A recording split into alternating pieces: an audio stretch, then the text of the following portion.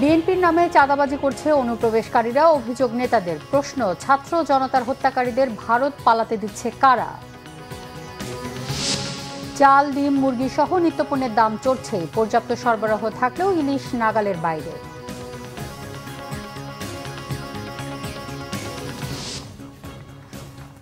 দেখছিলেন crown cement সংবাদ শিরোনাম। এবারে বিস্তারিত।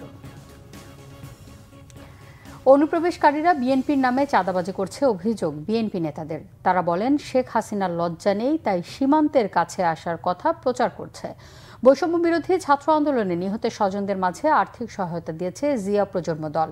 জাতীয় প্রেস ক্লাবে আয়োজিত অনুষ্ঠানে বিএনপি স্থায়ী কমিটির সদস্য সেলিমা রহমান বলেন, স্বৈরাচার শেখ হাসিনার দোসররা এখনও চুপ নেই। বিভিন্ন কর্মসূচির নামে দেশকে অস্থিতিশীল করার চেষ্টা চলছে।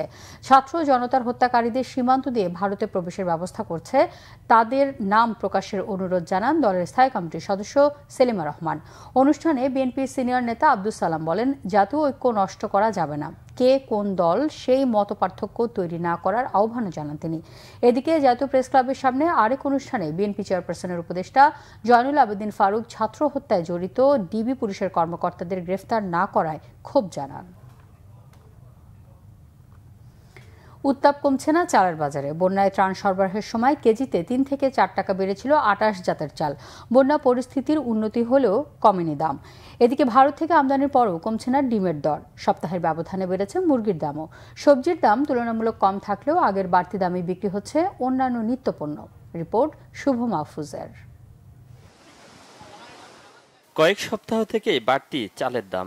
বন্যার অজুহাতে দাম বাড়ার পর এখনও দাম কমছে না কোনো ধরনের চালের। মাঝখান থেকে বন্যা হওয়ার কারণে চালের দামটা, মোটা চালগুলোর দামগুলো অনেক বেড়ে গেছে।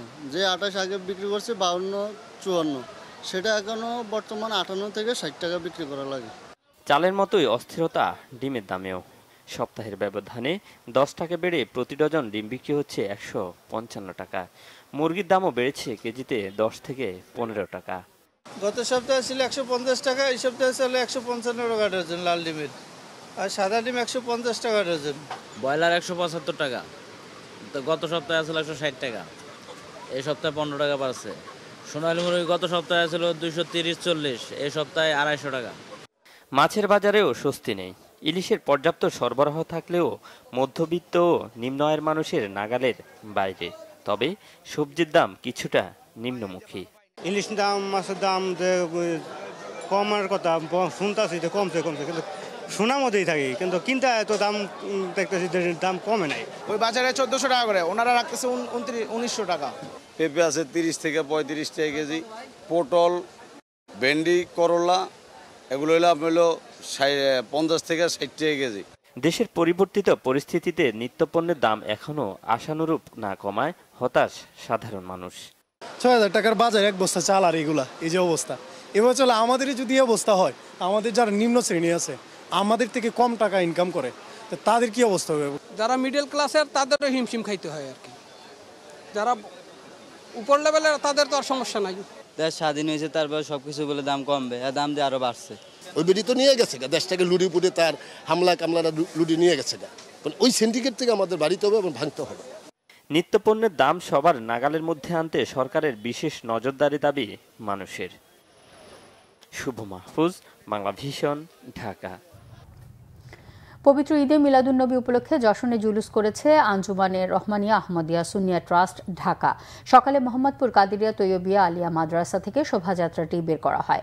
মাদ্রাসার প্রাঙ্গণ থেকে শোভাযাত্রাটি বের হয়ে Shahjahan road, Iqbal road, Asad gate, Shia Masjid, ring road ও শ্যামলী ঘুরে আবার মাদ্রাসায় গিয়ে শেষ হয়।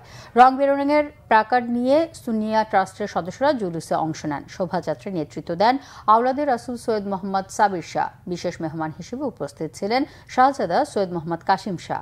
এ সময় তারা বলেন, আদর্শ মানুষ করতে মহানবী সাল্লাল্লাহু আলাইহি ওয়াসাল্লামের আদর্শ অনুসরণের বিকল্প নেই। রাসূলের আদর্শ থেকে বিচ্যুত হওয়ার কারণে আজ বিশ্বে মুসলমানদের দুরবস্থা উল্লেখ করে তারা বলেন, এ থেকে পরিত্রাণ পেতে হলে কোরআন সুন্নাহর আলোকে জীবন করতে হবে।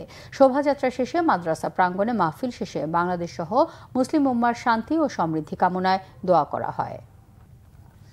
এই ছিল এখনকার মতো। পরের সংবাদ সন্ধ্যা 6টায়, এর আগে 5টায় রয়েছে নিউজ টপ 10, দেখার আমন্ত্রণ রইল।